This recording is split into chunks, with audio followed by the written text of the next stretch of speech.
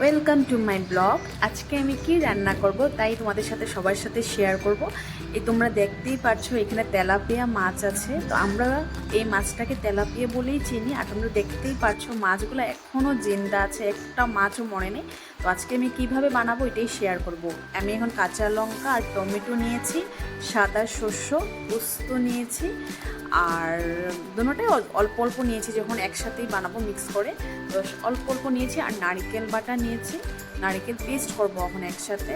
আর সব একসাথে পেস্ট করার পরে তারপরে যে যতটুকু মাছ থাকবে ওই হিসাব করে শস্য, পোস্ত, কাঁচা লঙ্কা বা নারকেল কোয়ান্টিটিটা ওই বুঝেই নেবেন। আমাদের যতটুকু পরিমাণে মাছ ছিল ওই বুঝেই আমি নিয়েছি। আর ঝালটাও যে যেরকম খায় ওইভাবে নিয়ে নিলেই হলো। আর এখন আমার মশলাটা পেস্ট হয়ে গেছে আর মাছ কাটাও হয়ে গেছে।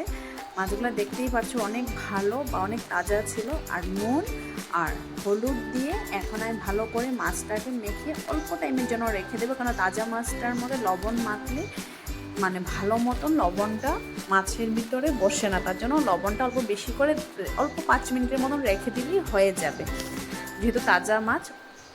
আর খুব ভালো, আর আমার ভালোই লাগে খেয়ে। জানি না এই মাছটাকে অন্য কেউ কিছু অন্য নামে চিনে কিনা, আমাকে কমেন্টে জানাবে। আমরা তেলাপিয়াই বলি। আর এখন কড়াই বসিয়ে দিয়েছি, কড়াই আমার গরম হয়ে গেছে আর তেলও দিয়ে দিলাম।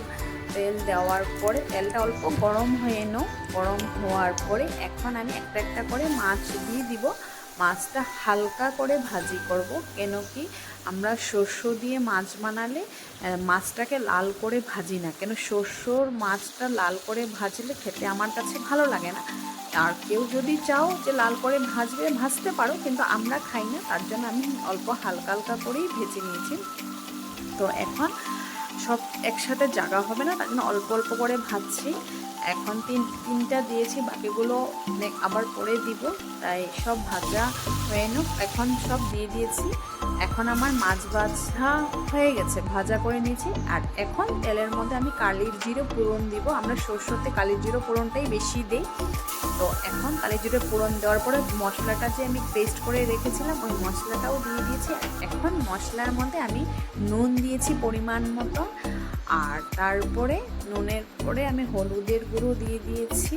হলুদের গুঁড়ো দিয়ে একটু নাড়াচাড়া করে নিলাম। আর এখন অল্প শস্যর মাছ, তার জন্য অল্প আমি মিষ্টি দিয়ে দিলাম। অল্প কোয়ান্টিটি অল্প কম দিয়েছি, কেন আমার সব কিছুর মধ্যে অল্প মিষ্টি না দিলে একদমই আমার টেস্ট লাগে না, খেতে একদমই ভালো লাগে না।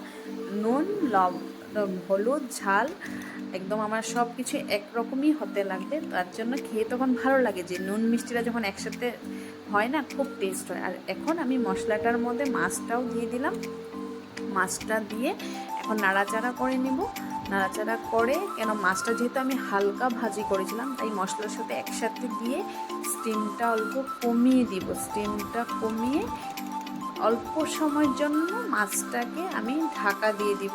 কেন ঢাকা দিয়ে এখন উঠিয়ে দেখলাম যে প্রায় আমার মাছটা হয়েই এসেছে। তেলটা উপরে যেহেতু উঠেছে, মাছটার উপরে মশলার উপরে তেলটা মানে ভেসে উঠেছে। আর এখন আমি ঝালটা যেহেতু পেস্টে মরিচ কম দিয়েছিলাম, তার জন্য লঙ্কা ওখানে আমি 4-5টা গোটাই দিয়ে দিয়েছি, যেন ঝালটা যদি কার কম লাগে তো এখান থেকে মরিচ নিয়ে খেয়ে নিতে পারবে।